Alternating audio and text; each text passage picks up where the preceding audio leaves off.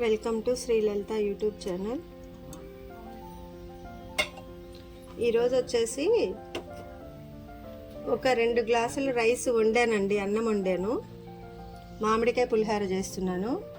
పచ్చిశనగపప్పు అంటే తాలింపు గింజల్లో అవి ఆవాలు వద్దనుకున్నానండి. జీలకర్ర, ఒక 4 పచ్చిమిర్చి, పల్లీలు, కరివేపాకు, ఒక మామిడికాయ తురిమి పక్క పెట్టుకున్నానండి. ఒక 2 గ్లాసులు రైస్ వండాను. తాలింపులు వేసుకుందాం. ముందు పచ్చిమిర్చి అను ఎండుమిరపకాయ,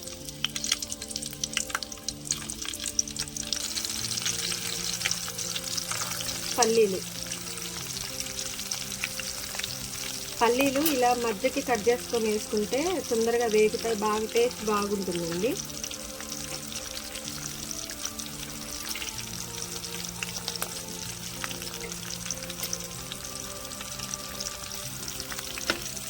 పచ్చిశనగపప్పు, జీలకర్ర,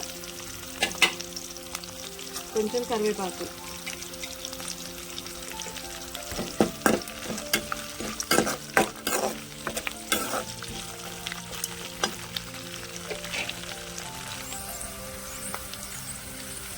పసుపు ఉంది.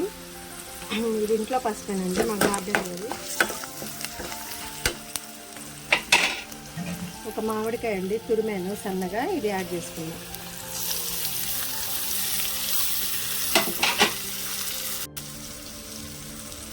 సాల్ట్ యాడ్ చేసుకున్నామండి. సాల్ట్ మీరు అన్నంలో అయినా చేసుకోవచ్చు, లేకపోతే ఈ తాలింపులన్నా వేసుకోవచ్చు.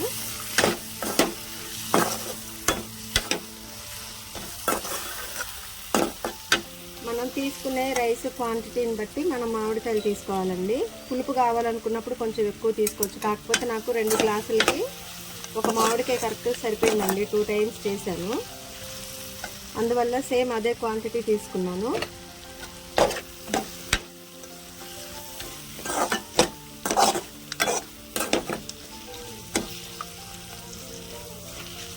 ఒక్క నిమిషం ఉంచుదాం ఇలానే. 1 నిమిషం ఉంచేసి మనం రైస్లో యాడ్ చేసుకుందాం.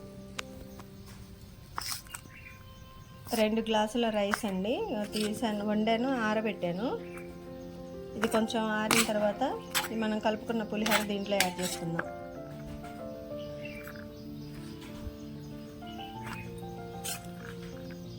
ఫెస్టివల్స్ టైంలోనే కాదండి, మనం రెగ్యులర్గా ఇంట్లో కూడా చేసుకోవచ్చు, చాలా బాగుంటుంది. చింతపండు పులిహోర కంటే కూడా, నిమ్మకాయ పులిహోర కంటే కూడా ఇది చాలా టేస్ట్గా ఉంటుంది. రైస్ చల్లారిందండి. మనం ప్రిపేర్ చేసుకున్న పులిహోరని పేస్ట్ దీంట్లో వేసుకుందాం.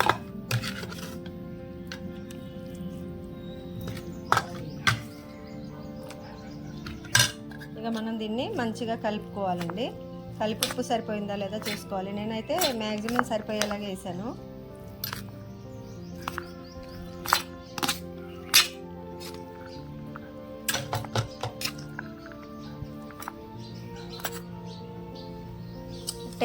టేస్టీ మ్యాంగో పులిహోర రెడీ అండి. ఒకసారి మీరు కూడా ఇలా ట్రై చేసి చూడండి.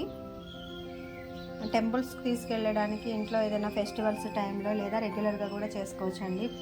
నిమ్మకాయ చింతపండు కంటే కొంచెం డిఫరెంట్గా ఉంటుంది, చాలా బాగుంటుంది ఫ్లేవర్.